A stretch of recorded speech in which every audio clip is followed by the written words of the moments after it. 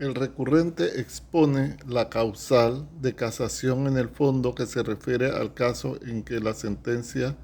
impugnada incurre en error de derecho en cuanto a la apreciación de la prueba, que ha influido en los dispositivos del fallo y que implica violación de la ley sustancial penal. En palabras sencillas, ya que no tengo una audiencia de derecho, sino de ingeniería y de informática, pudiéramos decir que el abogado, en el caso que estábamos estudiando y que este es el segundo video, el abogado expone en su escrito la causa por una de las causas por las cuales la sentencia del Tribunal Superior debe ser eliminada o dejada sin efecto o cambiada porque cuando el juez o magistrado del Tribunal Superior revisó el caso, no hizo una debida valoración de las pruebas y al no valorar las pruebas que había, su fallo no es el correcto. Eso es lo que señala el abogado. Vamos a ver los motivos de la primera causal que dice el fallo. Como primer motivo, el recurrente, o sea, el abogado, plantea que la sentencia impugnada valoró de manera errada la denuncia hecha por la madre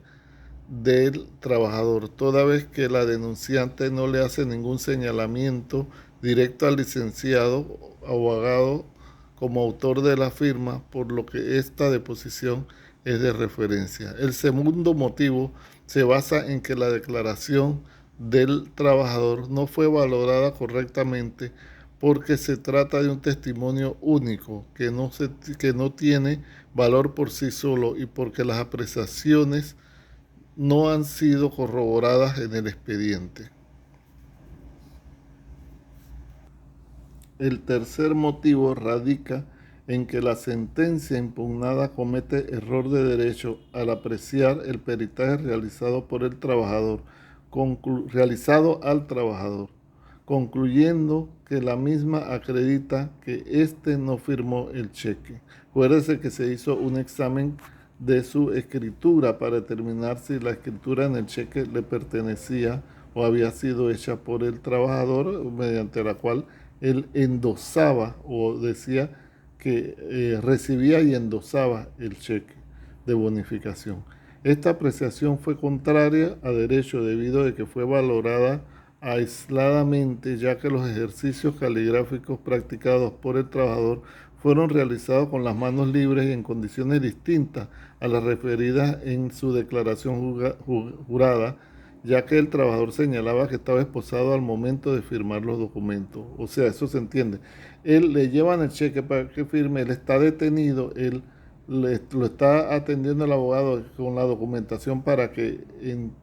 termine la relación laboral y endose el cheque para que el abogado pueda cobrar su parte y para que el resto le debe quedar a la madre del trabajador. Pero entonces él señala, el trabajador dice que él tenía esposas puestas cuando firmó, pero por otro lado dice que no tenía esposas, que era con manos libres, entonces ya hay una discrepancia. El cuarto motivo implica que la sentencia atacada cometió error de derecho al valorar el peritaje visible a Foja 62-63, toda vez que ese dictamen no señala al abogado como autor de la firma del cheque. Disposiciones legales infringidas en este caso. Vamos a ver qué nos dice el abogado.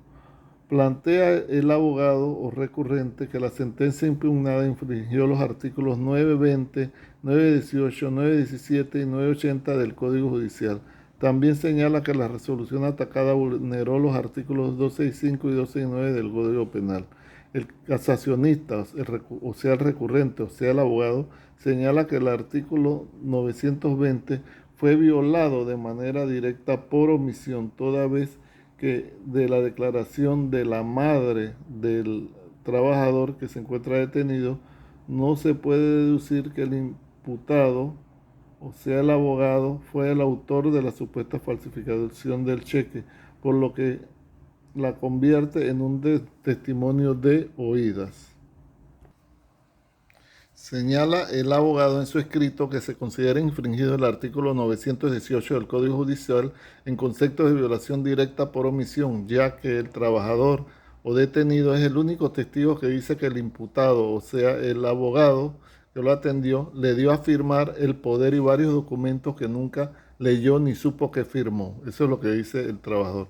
Por lo que un solo testigo, señala el abogado, no forma plena prueba. Y así aparece en la página 369 del expediente. El recurrente estima que el artículo 917 resultó infringido en concepto de violación directa por omisión por considerar que, por un lado, la madre del detenido manifestó en su denuncia que su hijo le había firmado un poder y bastantes documentos al abogado, situación que corrobora el propio detenido en su declaración. En ambas declaraciones no se hacen cargos directos y se acepta que el detenido firmó el poder y varios documentos más y posteriormente niega la firma de esos mismos documentos, entrando en una evidente contradicción. El que recurre, o sea, el abogado, nos dice que se deduce del peritaje que se le hizo a el detenido que no se determina ni excluye de manera clara y firme y convincente una participación del abogado en la falsificación de la firma. El abogado recurrente señala que el Tribunal Superior que emitió su fallo y que se quiere dejar sin efecto ahora en la Sala Segunda de la Corte Suprema, ese tribunal no valoró el dictamen pericial, o sea, el peritaje de escritura que se le hizo al detenido. Pues de acuerdo al recurrente, o sea, al abogado, si la sentencia impugnada hubiese ponderado o estudiado ese dictamen, hubiese valorado ese dictamen, habría determinado que el documento de determinación de contrato de trabajo por mutuo consentimiento y la nota dirigida al jefe de la empresa en la que autoriza el pago de la defensa por los años de trabajo con la empresa fue hecha por la misma persona que realizó los ejercicios caligráficos, o sea, de escritura a nombre de el detenido.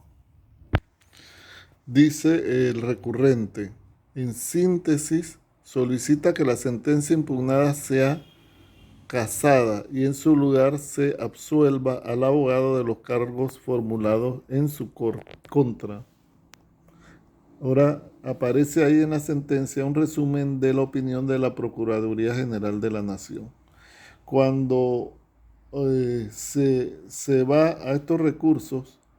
lo usual es que la Procuraduría emita un concepto, estudie el expediente, emita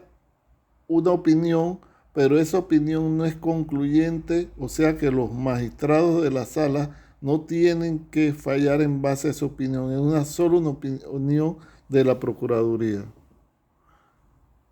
Y aquí veamos qué nos dice la Procuraduría. Considera el Procurador General de la Nación que la declaración de la madre se desprende que la deponente, o sea, la madre del detenido, relata hechos que conoció de su propia percepción, como es el trámite del abogado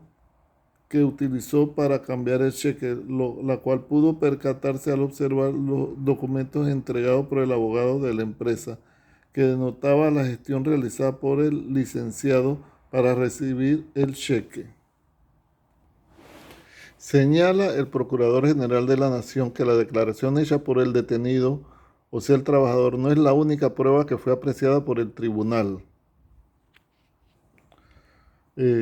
superior que acredita la responsabilidad del abogado con el hecho punible, toda vez que para ello también apreció la declaración ofrecida por la madre del detenido, cuyo contenido e importancia fue objeto de análisis en el motivo que antecede, así como las pruebas caligráficas que certificó que el señor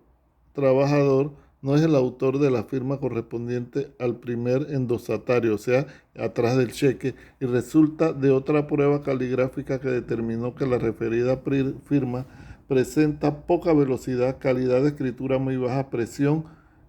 y ánulos en la base y la parte superior de las letras, lo que son características propias de la escritura disimulada o dibujada. Bueno, llegamos hasta ahí y seguiremos posteriormente.